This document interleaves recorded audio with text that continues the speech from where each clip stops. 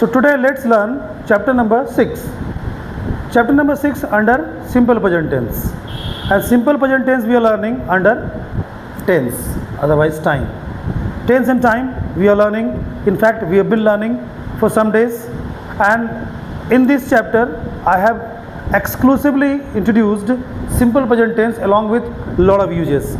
Or in my every class, I am bringing lot of new things for all of you.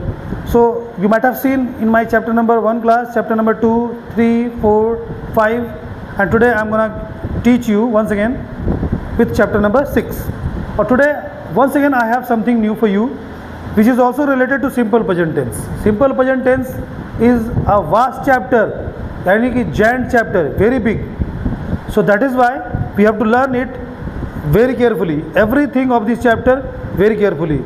In future, these all things will be combined, and you will see that those things will bring absolutely fruitful sentences.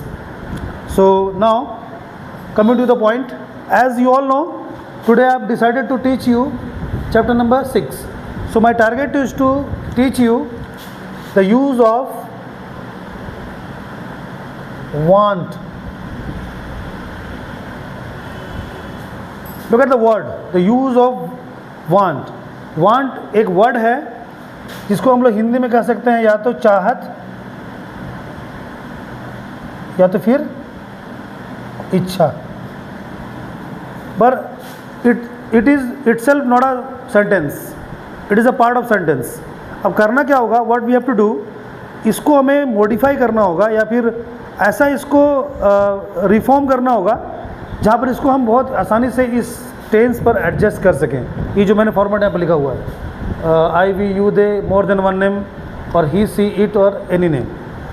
Actual में इस format पर अगर इस format की बात करें तो इसमें हम V1 लगाते हैं इनके साथ, राइट, और V5 थर्ड पर्सन सिंगुलर के साथ. ये हमारा ऑथेंटिक रूल है जिसे हमें फॉलो करना ही है.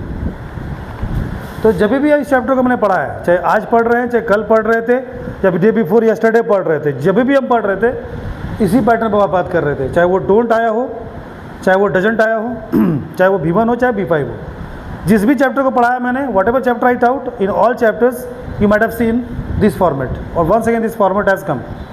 अब क्या करेंगे, हम वांट वर्ड को हम लोग डिफाइन करेंगे, यानी वांट वर्ड को हम लोग थोड़ा मॉडिफाई करेंगे और इसको हम लोग एडजस्ट करेंगे इस स्ट्रक्चर पे.